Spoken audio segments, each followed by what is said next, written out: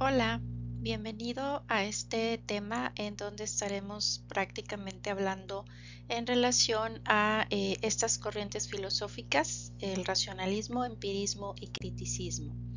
En este nuevo tema, bueno, pues vamos a estar abordando lo que se conoce como filosofía moderna y como ya habíamos comentado anteriormente, vamos a estar estudiando estas corrientes filosóficas.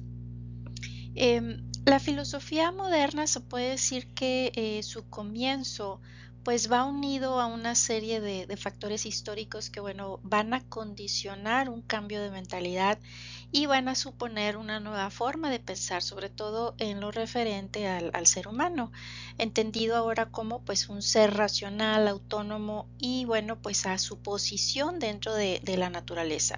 Entonces, vemos que así con esto se rompe con la tradición medieval y con la anterior dependencia entre la razón y la fe. Entonces, se comienzan a gestar las bases de la filosofía moderna.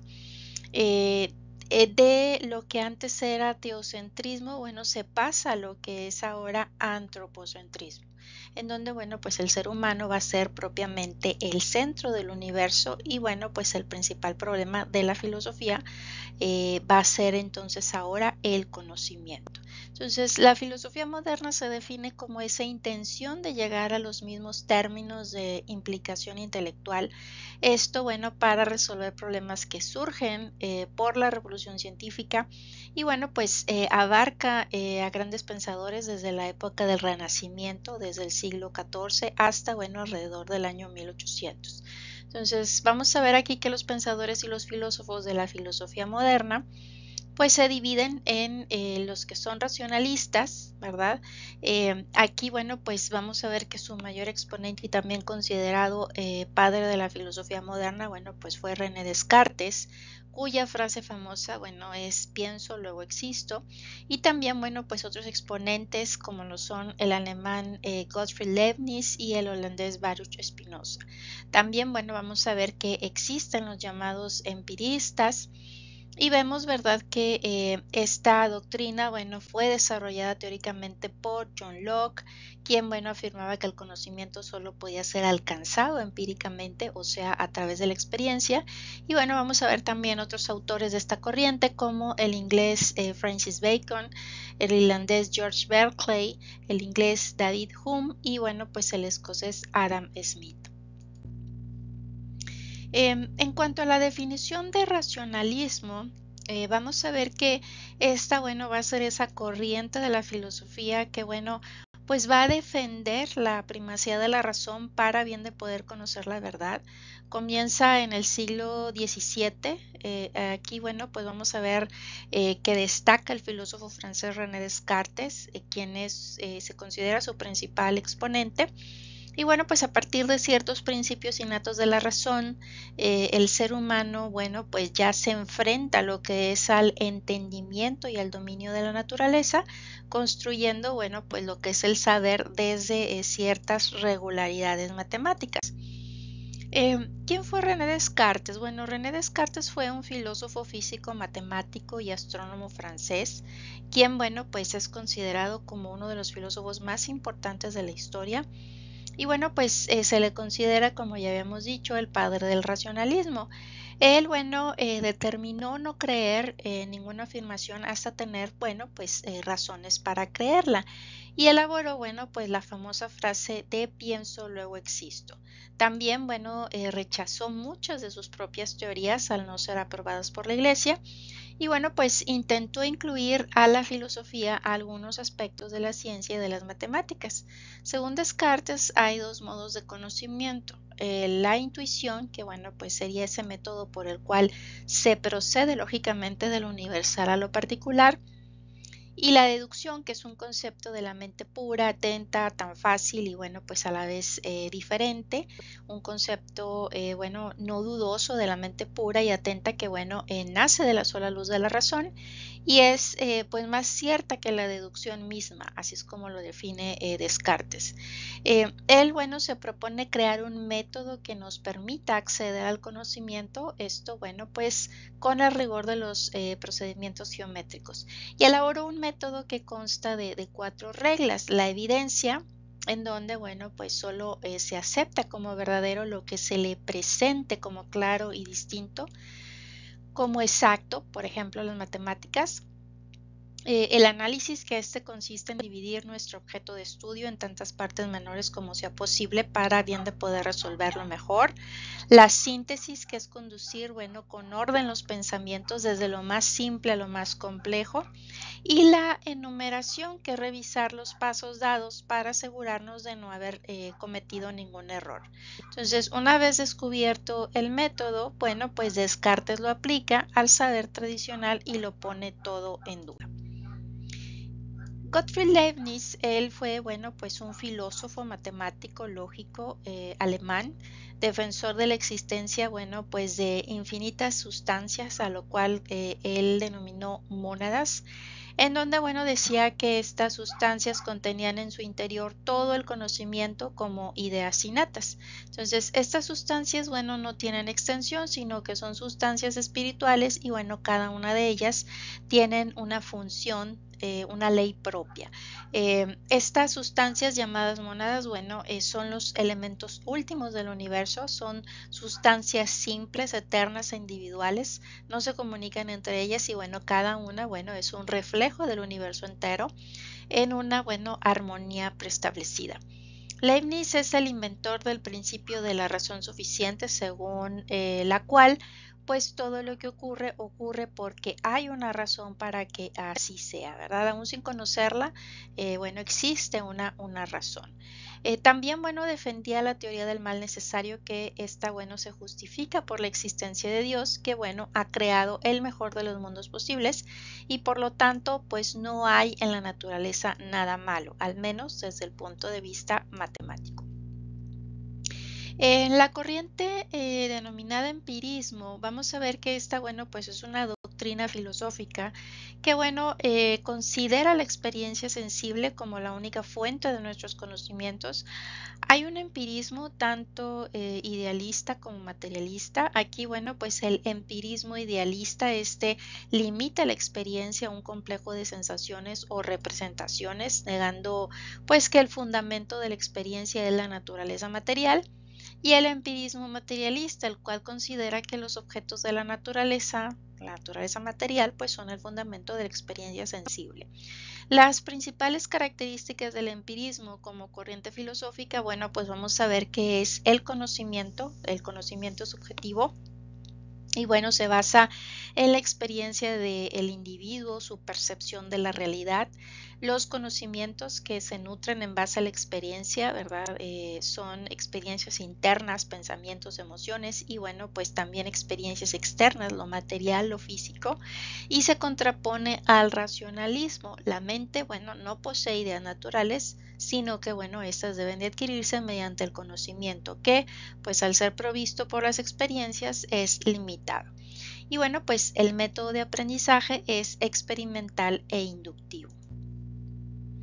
Dentro de los representantes, pues vamos a ver a John Locke. John Locke fue un médico filósofo nacido en Inglaterra, quien es considerado uno de los principales referentes del movimiento empirista.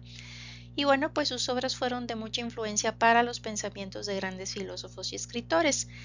Y, bueno, pues es una de las principales figuras del empirismo, un movimiento filosófico que, bueno, como ya decíamos, defiende que el conocimiento humano parte de la experiencia.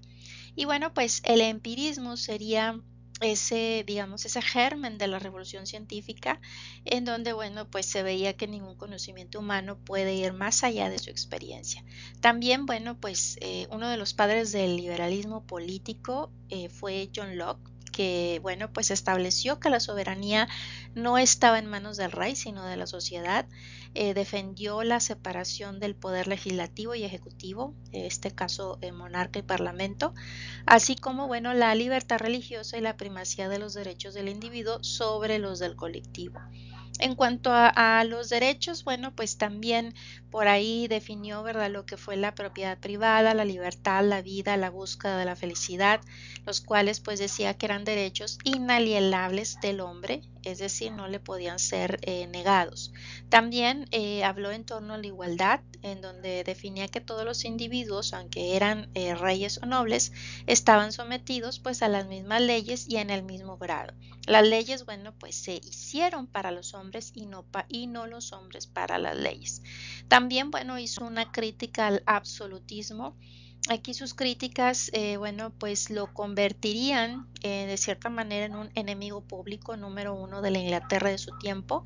Tanto así que, bueno, pues es exiliado del país y, bueno, 5 años después de 1683, ahí en 1688, bueno, pues vemos que se asienta lo que es la primera monarquía parlamentaria del mundo y bueno, pues el fin del poder absoluto de los monarcas, algo por lo cual él, bueno, pues peleaba, ¿verdad? O pensaba.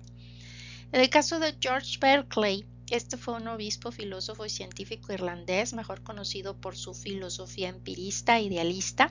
Él pensaba que las ideas, las cualidades sensibles, los objetos sensibles o lo mismo, los objetos y las cosas que percibimos en torno a nosotros, pues son objetos pasivos que no pueden ejercer ninguna influencia real los unos a los otros.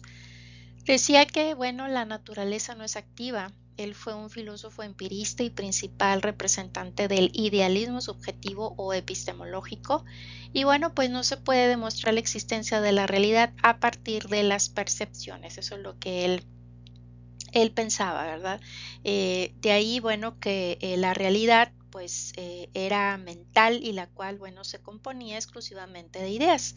Según Berkeley, no captamos realidades, sino percepciones. Entonces, además las percepciones, pues solo pueden existir dentro de la mente, no fuera. Si algo no es percibido directamente, bueno, no se puede demostrar su existencia. Entonces, para Berkeley, cualquier cosa que se pudiera percibir a través de cualquier sentido, color, dureza, olor, etcétera, pues era una idea o una sensación que, bueno, no podía existir sin ser percibida. Por su parte, bueno, también tenemos a Thomas Hobbes. Aquí vamos a ver que este filósofo político inglés, obviamente, bueno, pues en el siglo en el cual vivió, pues estuvo marcado por grandes guerras. Esta circunstancia, bueno, pues es prácticamente decisiva en el pensamiento de este filósofo, ya que, bueno, pues escribe varios libros sobre su visión política y organizativa de la sociedad, pero pues existe una obra muy reconocida de él titulada Leviatán, en la que, bueno, pues hace destacar esta historia de la filosofía. Entonces, en esta obra sienta las bases de lo que se denomina teoría contractualista, la cual es una corriente filosófica que, bueno, propugna que el origen de la sociedad y el Estado se deben a un contrato entre humanos, por el que, bueno, pues se acepta una limitación de las libertades a cambio de leyes que, bueno, garanticen paz, tranquilidad y ciertas ventajas sociales. Él pensaba, ¿verdad?, que el hombre necesitaba un contrato social que le permitiera ganar seguridad, el cual pues era un acuerdo realizado entre los miembros de un grupo y se partía de la idea de que, bueno, todos estos miembros estaban de acuerdo por voluntad propia con el contrato social y admitían, bueno, la existencia de unas leyes a las cuales debían de someterse.